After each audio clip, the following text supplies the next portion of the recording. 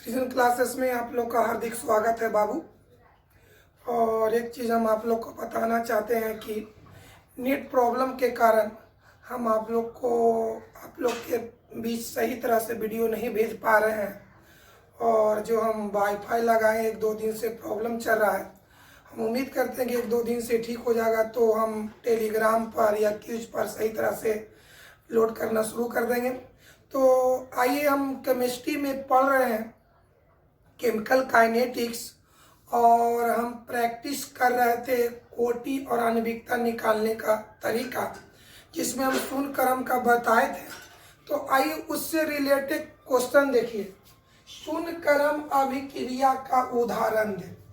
शून्य क्रम अभिक्रिया का उदाहरण दे। 2010 में क्वेश्चन आया था 1 नंबर का या 2 नंबर के था, 1 नंबर का होगा, क्योंकि वहां पर 2 नंबर का पूछा था तो वहाँ शून्य क्रम और प्रथम क्रम दोनों पूछा था। शून्य क्रम और प्रथम क्रम अभिक्रिया का एक उदाहरण दे, यानी शून्य क्रम और प्रथम दोनों दीजिएगा तब जाके 2 नंबर का पूछेगा, बताएगा 2 नंबर का होगा।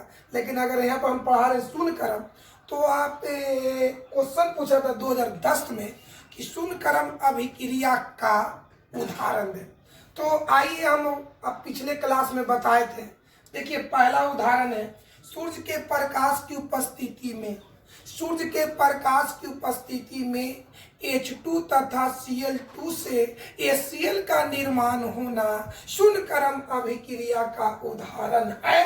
अर्थात H2 plus Cl2 arrow 2HCl arrow के ऊपर देना है सूर्य का प्रकाश। अब इसी से बनाना है R बराबर अवकल वेग समीकरण।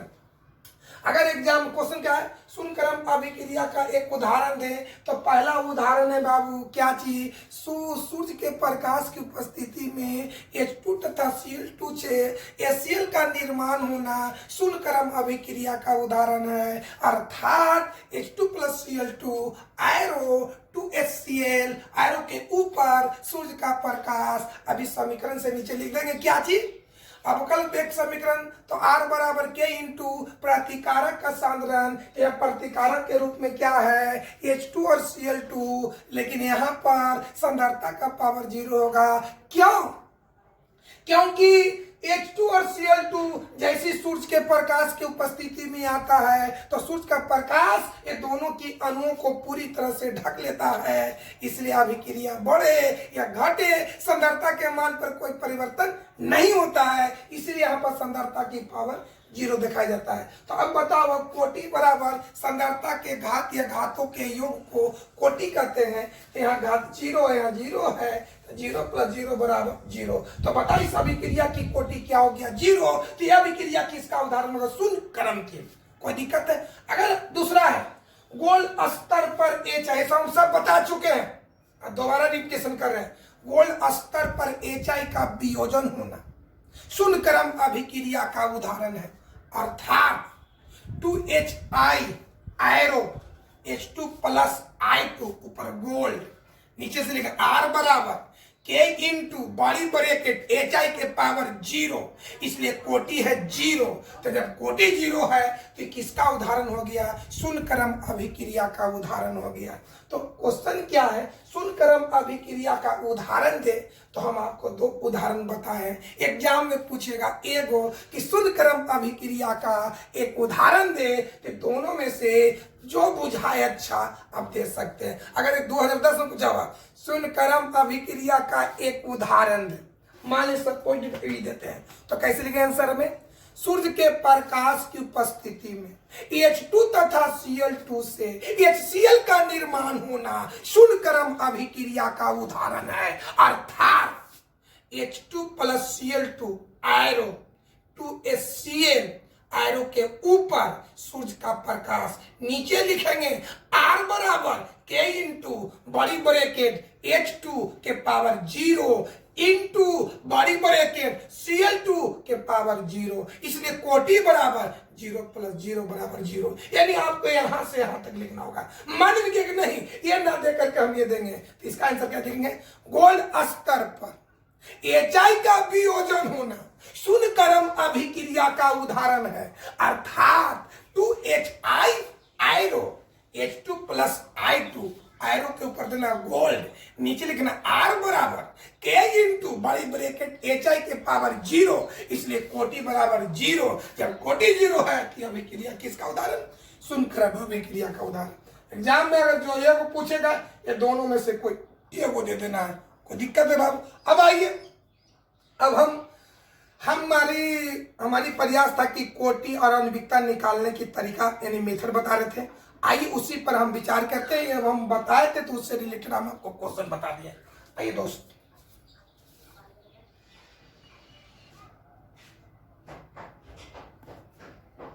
हाँ बाबू देखिए, अगला क्या है? PCl5 का विघटन होना। इसकी पूरी अर्थ हुआ कि PCl5 का विघटन होने से प्राप्त अभिक्रिया की कोटि क्या होगी, आणविकता क्या होगी, वो अभिक्रिया कैसी होगी। 3 तरह के क्वेश्चन होगा।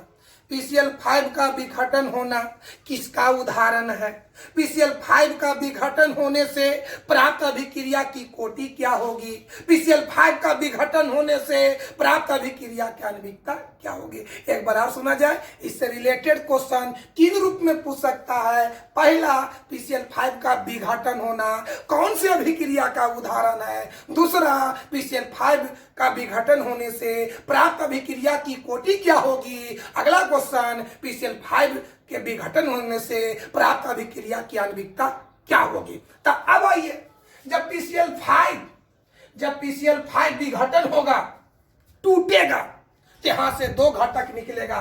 पहला घटक PCl3 और दूसरा घटक निकलेगा Cl2। याद हुआ? PCl5 जब विघटन होगा तो 2 घटक निकलेगा, पहला PCl3 और दूसरा Cl2। आइए तो लिखते हैं बउआ। चलिए बहू, PCl5 विघटन हुआ तब बनेगा PCl3 प्लस Cl2। कोई दिक्कत है? आइए तो इसका हम निकालते हैं पहले कुछ आणविकता। याद कर लो, पहले आणविकता निकालना हो या कोटि निकालना हो, सबसे पहले उस अभिक्रिया को बैलेंस किया जाता है, संतुलित किया जाता है। तो आइए हम बैलेंस करते हैं। फास्फोरस एगो, क्लोरीन 3 और 2 5 बैलेंस है। तो आइए इस अभिक्रिया का हम क्या निकालते हैं? आणविकता। तो आणविकता का क्या है स्टेप, क्या है तरीका कि प्रथम चरण में प्रतिकारक, तो प्रतिकारक ये है, प्रतिकारक के रूप में है कौन? तो PCl, आगे गुणांक एगो है, यानी PCl का अणु एगो है, यानी यहाँ पर आपस में टकराएगा एगो, यानी आणविकता क्या हो गया? 1। अगर कोई पूछ दे बाबू, ऐसे इस क्वेश्चन को पूछने का 2 तरीका है। PCl5 का विघटन होने से प्राप्त अभिक्रिया की आणविकता क्या होगी? तो आंसर लिखेंगे 1, या इसको क्वेश्चन को दूसरे रूप में पूछेगा, PCl5 आयरो PCl3 प्लस Cl2 की आणविकता क्या होगी? तो आंसर बोलना है 1। कोई दिक्कत है? अब आइए, अब हम इसका कोटि निकालते हैं। तो कोटि निकालने के लिए सब अभिक्रिया से अवकल वेग समीकरण प्राप्त किया जाता है। तो आइए यहां से अवकल वेग समीकरण R बराबर K इंटू प्रतिकारक का सांद्रण। तो प्रतिकारक के रूप में PCl5, आइए बड़ी ब्रैकेट PCl5। बताओ मेरे भाई, यहाँ गुणांक 1 है तो पावर भी 1 पड़ेगा। तो बताया जाए, क्या बताओ कोटि की क्या परिभाषा है? क्या अवकल वेग समीकरण। तो अवकल वेग समीकरण तो ये है। तो अवकल वेग समीकरण में सांद्रता के घात कितना है? 1। इसलिए बताओ इस अभिक्रिया की कोटि कितना होगा? 1। क्वेश्चन कैसे पूछेगा? PCl5 का विघटन होने से प्राप्त अभिक्रिया की कोटि क्या होगी?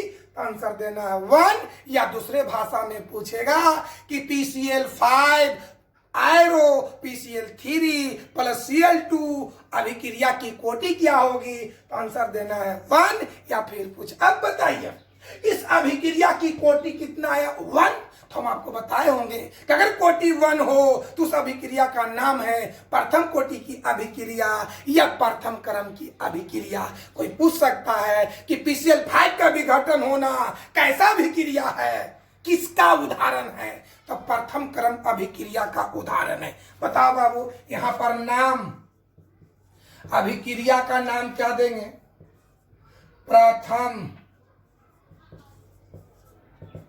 प्रथम कोटि की अभिक्रिया। 3 बात सुना जाए, उसके बाद आगे बढ़ेंगे।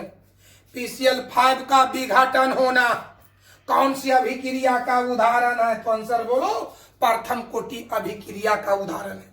PCl5 का PCl5 का विघटन होना, PCl5 का विघटन होना कौन सी अभिक्रिया का उदाहरण है? तो आपका आंसर होना चाहिए, बताइए क्या होना चाहिए?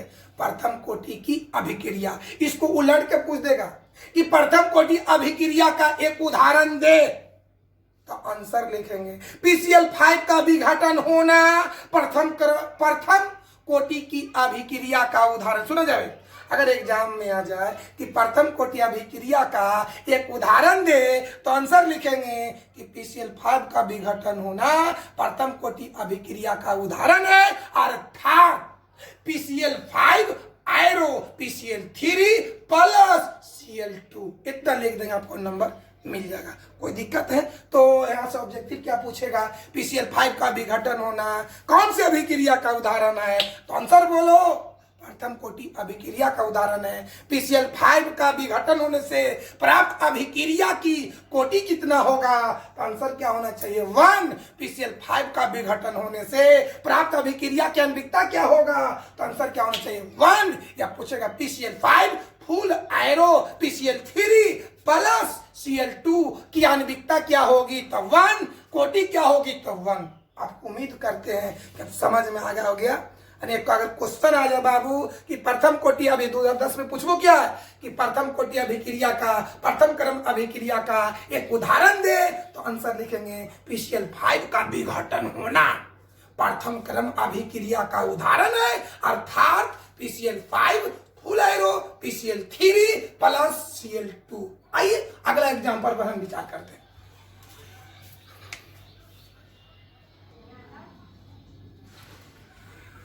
अगले क्वेश्चन पर विचार करें।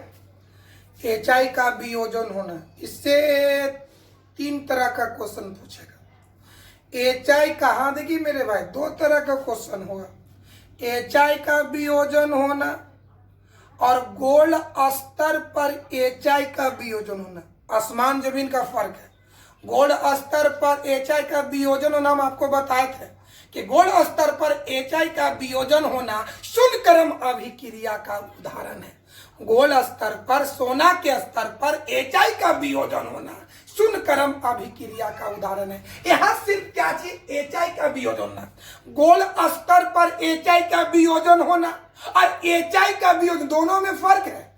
गोल्ड स्तर पर HI का वियोजन होना जो आप देख लिए शून्य क्रम अभिक्रिया का उदाहरण है। यह खाली लिखा हुआ है HI का वियोजन होना। तो अब हमको देखना है कि HI का वियोजन होना कौन सी अभिक्रिया का उदाहरण है। ये आपको याद रखना होगा, हमेशा एग्जाम में मिस हो जाता है। एगो तो देख लिए होंगे कि गोल्ड स्तर पर HI का वियोजन होना शून्य क्रम अभिक्रिया का उदाहरण है, और यहाँ पर खाली लिखल है, कुछ नहीं है, खाली HI का वियोजन होना। दोनों में आसमान जमीन का फर्क है। आइए क्या होता है, तो ये तो आपको याद हो गया कि HI का वियोजन होने से, HI का विखंडन होने से हाइड्रोजन गैस और आयोडीन निकलता है। HI का विखंडन होने से हाइड्रोजन और आयोडीन, आइए क्या होगा? HI विखंडन हुआ, हाइड्रोजन का अनुसूत्र H2, आयोडीन का बोलो I2, बैलेंस किया जाए। इधर हाइड्रोजन 2 गो है, यहाँ हाइड्रोजन 1 गो है, यहाँ 2 से गुना कर दो। ऐसा करने से आयोडीन 2 गो, आयोडीन 2 गो। कोई दिक्कत है? तो क्वेश्चन कैसे पूछेगा कि HI का वियोजन होने से प्राप्त अभिक्रिया की आणविकता क्या होगी? एक क्वेश्चन, HI का वियोजन होने से प्राप्त अभिक्रिया की कोटि क्या होगी? दूसरा क्वेश्चन। तीसरा, HI का वियोजन होने से कौन सी अभिक्रिया का उदाहरण है? चौथा क्वेश्चन, 2HI आयरो H2+I2 की आणविकता क्या होगी? पांचवा क्वेश्चन, 2HI फुल आयरो H2+I2 की कोटि क्या होगी? इससे यहां पर 5 तरह का क्वेश्चन पूछेगा। तो आइए हम इसकी पहले आणविकता निकालते हैं। तो बताओ मेरे भाई, आणविकता का क्या परिभाषा है? कि प्रथम चरण में आपस में टकराए गए प्रतिकारक के अणुओं की संख्या था। देख तो बाबू, प्रतिकारक ई है, यहां पर अणु के वो दो है, यानी यहां पर क्या अणु टकराएगा? 2 अणु टकराएगा, यानी इसका आणविकता क्या होगा बाबू? आणविकता बराबर 2। माने इस अभिक्रिया की आणविकता कितना हो गया? 2। अब चलिए कोटि, तो कोटि के लिए इस समीकरण से, इस अभिक्रिया के माध्यम से हमको अवकल वेग समीकरण निकालना होगा। तो क्या होगा बाबू? R बराबर K इंटू प्रतिकारक का साधारण। तो बोलो जाए यहां से आप, R बराबर K इंटू प्रतिकारक, तो प्रतिकारक के रूप में HI है, यहाँ पर HI दे दीजिए। अब पावर कितना है? 2, तो 2 दे दीजिए। अब आइए, सांद्रता की पावर कितना है? 2, तो सांद्रता की पावर को ही हम क्या कहते हैं? कोटि। इसलिए बताओ बाबू, कोटि बराबर 2। क्वेश्चन आएगा 2HI एरो H2+I2 की कोटि क्या होगी? तो आंसर क्या होना चाहिए? 2। 2H फुल एरो H2+I2 की आणविकता क्या होगी? तो आंसर होना चाहिए 2। HI का वियोजन होना कौन सी अभिक्रिया का उदाहरण है? तो याद करो, अगर कोटि 0 तो शून्य कोटि की अभिक्रिया, अगर कोटि 1 तो प्रथम कोटि की अभिक्रिया, अगर कोटि 2 तो द्वितीय कोटि की अभिक्रिया। यहाँ कोटि कितना आया? 2 आया, यानी इस अभिक्रिया का नाम क्या देंगे? द्वितीय कोटि की अभिक्रिया, सेकंड ऑर्डर रिएक्शन। नाम क्या होगा बाबू? अभिक्रिया का नाम द्वितीय कोटि की अभिक्रिया, द्वितीय कोटि की अभिक्रिया। चलिए सुनिए जरा, इससे रिलेटेड ऑब्जेक्टिव। HI का वियोजन होना कौन सी अभिक्रिया का उदाहरण है? तो आंसर क्या होना चाहिए? द्वितीय कोटि अभिक्रिया का उदाहरण है। दूसरा ऑब्जेक्टिव, HI का वियोजन होने से प्राप्त अभिक्रिया की कोटि क्या होगी? तो आंसर होना चाहिए 2। HI का वियोजन होने से प्राप्त अभिक्रिया की आणविकता क्या होगी? तो आंसर होना चाहिए 2। अगला 2HI आयरो H2+I2 की आणविकता क्या होगी? तो आंसर होना चाहिए 2। 2HI आयरो H2+I2 की कोटि क्या होगी? तो आंसर होना चाहिए 2। समझ में आ गया? कोई दिक्कत? अगर आपसे कोई पूछे कि द्वितीय कोटि अभिक्रिया का एक उदाहरण दे, द्वितीय कोटि अभिक्रिया का एक उदाहरण दे, तो आंसर लिखेंगे HI का वियोजन होना द्वितीय कोटि अभिक्रिया का उदाहरण है, अर्थात 2HI एरो H2+I2। याद हो गया? HI का वियोजन होना द्वितीय कोटि अभिक्रिया का उदाहरण है, जबकि गोल्ड स्तर पर, समझ आ रहा है, HI का वियोजन होना द्वितीय कोटि अभिक्रिया का उदाहरण है, जबकि गोल्ड स्तर पर HI का वियोजन होना शून्य क्रम अभिक्रिया का उदाहरण। गोल्ड लग गया तो शून्य क्रम अभिक्रिया का उदाहरण हो गया। अगर गोल्ड नहीं है, खाली है, तो हो गया द्वितीय कोटि। याद हुआ? गोल्ड, अगर कोई पूछ दे कि गोल्ड स्तर पर HI का वियोजन होना, तो शून्य क्रम अभिक्रिया का उदाहरण हो गया। अगर खाली पूछे कि HI का वियोजन होना कौन सी अभिक्रिया का उदाहरण है, तो द्वितीय कोटि अभिक्रिया का उदाहरण है। कोई दिक्कत है? आइए और एग्जाम्पल पर गौर करते हैं।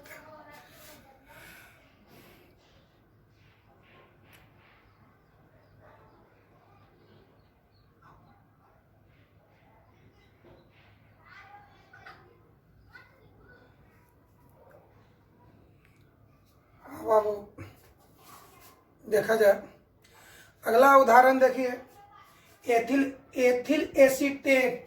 हम आप लोग को पिछले क्लास में बताए थे एथिल एसीटेट कहिए या इथाइल एसीटेट कहिए। तो एथिल एसीटेट किसका उदाहरण है? ईस्टर का। एथिल एसीटेट किसका उदाहरण? ईस्टर का।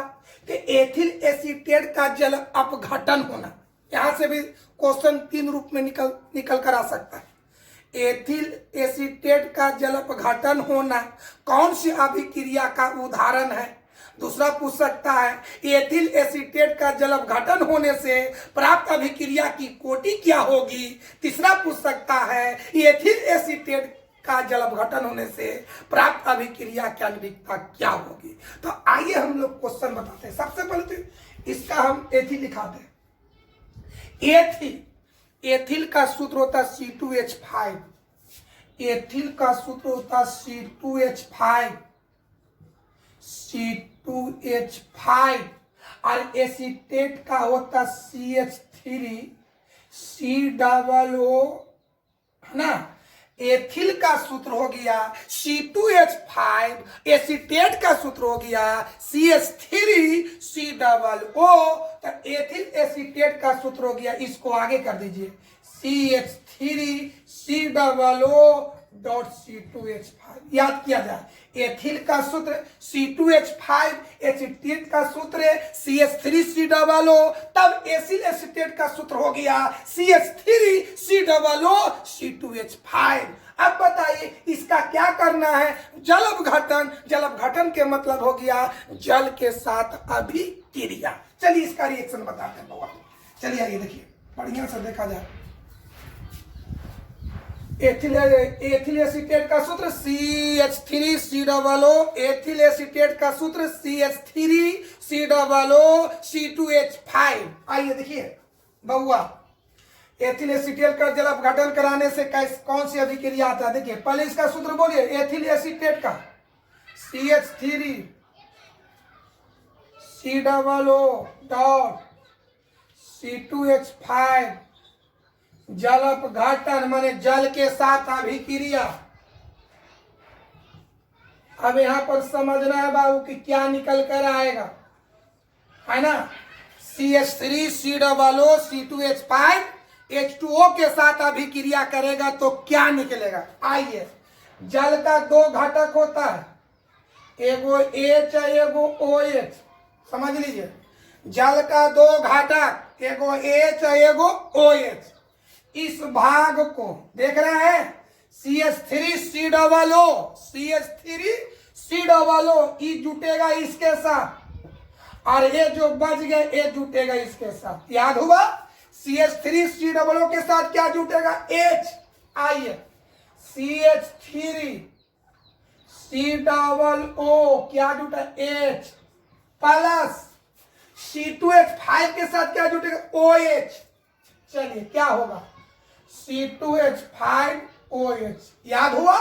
यानी इसको तो हम याद कर रहे हैं। इस चैप्टर में रिएक्शन इंपॉर्टेंट है, इसको कई रूप में उदाहरण बताएंगे, कई पूछनो करता है।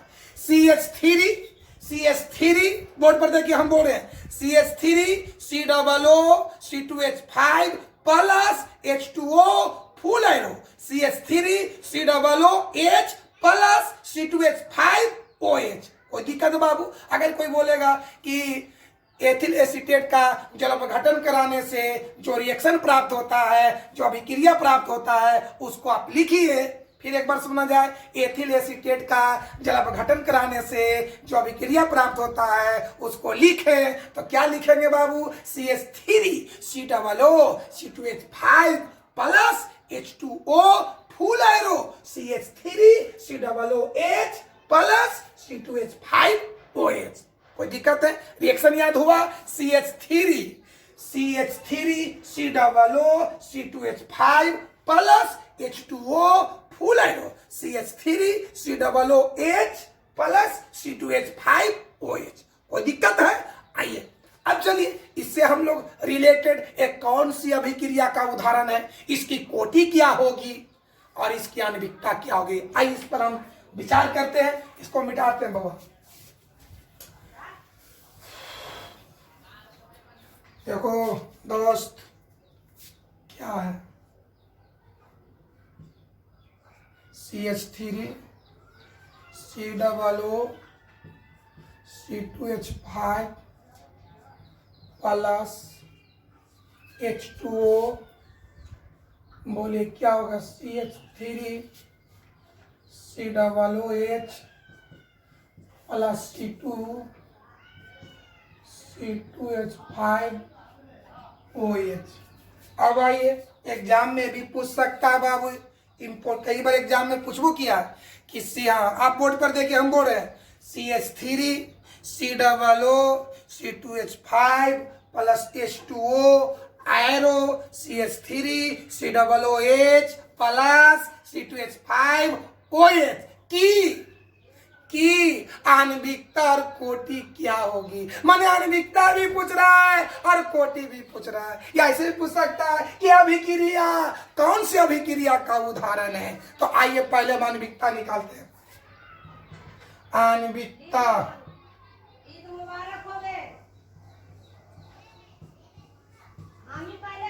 आणविकता बराबर, चलिए आणविकता का क्या है डिफिनेशन? प्रथम चरण में आपस में टकराए गए अणुओं की संख्या को आणविकता कहते हैं। तो बोलो प्रतिकारक ही हुआ, प्रतिकारक ही हुआ। प्रतिकारक में दो चीज, इसका नाम है एथिल एसीटेट, इसका नाम है जल। यानी यहाँ पर प्रतिकारक के रूप में दो चीज है, एगो एथिल एसीटेट एगो जल। यहाँ गुणांक कितना है? 1, यानी एथिल एसीटेट का अणु भी एगो है और जल का भी अणु एगो है। यानी यहाँ पर क्या अणु टकराएगा? दो अणु टकराएगा। तो आपस में टकराए गए अणुओं की संख्या को ही कहते हैं आणविकता। यानी इस अभिक्रिया की आणविकता क्या हो गया? 1। अगर कोई पूछ दे आपको एथिल एसीटेट का जल अपघटन कराने से प्राप्त अभिक्रिया की आणविकता क्या होगी, तो आंसर लिखना है 1। इसको दूसरे रूप में पूछेगा CH3 COO C2H5 plus H2O, मतलब ये रिएक्शन लिखा रहेगा। आप देखिए बोर्ड पर CH3 COO C2H5 plus H2O full arrow CH3 COOH plus C2H5 OH की आणविकता क्या होगी, तो आंसर लिखना है 1। कोई दिक्कत है? अब आइए इसका हम कोटि निकालते हैं। तो कोटि निकालने के लिए इस अभिक्रिया की सहायता से अवकल वेग समीकरण प्राप्त करेंगे। तो आइए बाबू यहाँ से अवकल वेग समीकरण R बराबर K इंटू प्रतिकारक का सांद्रण। तो यह प्रतिकारक के रूप में दो गो है, एगो एथिल एसीटेट और एगो जल है। तो एथिल एसीटेट का सूत्र क्या बाबू? बोलिए, इसका सांद्रता बड़ी ब्रैकेट CH3 COO C2H5। बोले यहाँ गुणांक कितना है? 1, यहाँ बांध देंगे। बीच में इनटू दूसरा पदार्थ कौन है? जल। इसकी सांद्रता व्यक्त करो, बड़ी ब्रैकेट H2O। यहाँ गुणांक, अब बताओ, याद करो, जल का आगे गुणांक जितना भी रहे लेकिन यहाँ पावर पड़ता है 0। अब आइए कोटि बराबर 1 प्लस 0 बराबर 1। अब बताइए इस अभिक्रिया की आणविकता क्या होगी? 1। इस अभिक्रिया की कोटि क्या? ओ सॉरी दोस्त, सॉरी, यहाँ गलती लिख लिया। आणविकता यहाँ पर दो अणु टकराया तो 1 प्लस 1 बराबर 2। चलिए, ये एग्जाम में पूछा है बुआ, बहुत इंपॉर्टेंट है, सुनिए बढ़िया से। कैसे पूछा है? CH3 COO C2H5 plus H2O arrow CH3 COOH plus C2H5 OH की कोटि क्या होगी? तो कितना आंसर होगा? 1। दूसरा को सुन लीजिए, CH3 COO C2H5 plus H2O arrow CH3 COOH plus C2H5 OH की आणविकता क्या होगी? तो आणविकता कितना है? 2। कोई दिक्कत है? बताओ इस अभिक्रिया की आणविकता क्या हो गया? 2। और कोटि कितना हो गया? 1। कोई दिक्कत है? तो याद करो कोटि कितना है? 1। तो अभिक्रिया कैसा होगा? प्रथम, याद किया जाए, अगर कोटि 1 हो तो उसे प्रथम कोटि की अभिक्रिया या प्रथम क्रम की अभिक्रिया कहा जाता है। तो आइए बाबू, इसका नाम क्या हुआ? प्रथम कोटि की अभिक्रिया। प्रथम कोटि की अभिक्रिया। चलिए सुनिए बढ़िया से। अगर कोई पूछ दे कि एथिल एसीटेट का जल अपघटन कराने से एथिल एसीटेट का जल अपघटन होने से कौन सी अभिक्रिया का उदाहरण है, तो आप क्या बोलेंगे? प्रथम कोटि अभिक्रिया का उदाहरण है। यह आपको रिएक्शन दे देगा CH3 COO C2H5 plus H2O arrow CH3 COOH plus C2H5 OH। यह अभिक्रिया किसका उदाहरण है? तो प्रथम कोटि अभिक्रिया का उदाहरण है। इसका कोटि कितना होगा? तो 1 होगा। इसका आणविकता कितना होगा? तो 2 होगा। कोई दिक्कत है? कोई प्रॉब्लम? अगर एग्जाम में आ जाए कि प्रथम कोटि अभिक्रिया का एक उदाहरण दे, तो ये आप उदाहरण दे सकते हैं। प्रथम कोटि अभिक्रिया का एक उदाहरण दे तो आंसर लिखेंगे एथिल एसीटेट का जल अपघटन होना प्रथम कोटि अभिक्रिया का उदाहरण है। अर्थात CH3 COO C2H5 plus H2O arrow CH3 COOH plus C2H5 OH। कोई दिक्कत है? कोई प्रॉब्लम? अब आगे बढ़ते बाबा। चलिए एक बात और समझा जाए। इस अभिक्रिया की आणविकता कितना 2 है और कोटि कितना 1 है। आणविकता 2 कोटि 1। एक डिफिनेशन सुनो। जिस रासायनिक अभिक्रिया की कोटि 1 और आणविकता 2 हो उसे छद्म अभिक्रिया कहा जाता है। छद्म अभिक्रिया एग्जाम में एक बार पूछबो किया है कि छद्म अभिक्रिया क्या है, तो जिस रासायनिक अभिक्रिया की कोटि 1 और आणविकता 2 हो उसे छद्म अभिक्रिया कहा जाता है। तो याद रखिएगा छद्म अभिक्रिया की कोटि 1 होता है और आणविकता 2 होता है। छद्म अभिक्रिया की कोटि 1 और आणविकता 2 होता है। अगर एग्जाम में आ जाए कि छद्म अभिक्रिया क्या है, उदाहरण के साथ लिखे। छद्म अभिक्रिया क्या है, उदाहरण के साथ लिखे। तो यही लिखना है कि जिस रासायनिक अभिक्रिया की कोटि 1 और आणविकता 2 हो तो उसे छद्म अभिक्रिया कहते हैं। अर्थात CH3 COO C2H5 plus H2O arrow CH3 COOH plus C2H5 OH। कोई दिक्कत है बाबू? देखा लिखते हैं उसको। बाबू देखो तो छद्म अभिक्रिया क्या है, उदाहरण के साथ लिखो। जिस रासायनिक अभिक्रिया की कोटि 1 और आणविकता 2 के बराबर हो उसे छद्म अभिक्रिया कहते हैं। उदाहरण में दिए जो हम आपको समझाए, याद रखिएगा। और आज की क्लास को हम यहीं पर समाप्त करते हैं और उदाहरण बताएंगे अगला क्लास।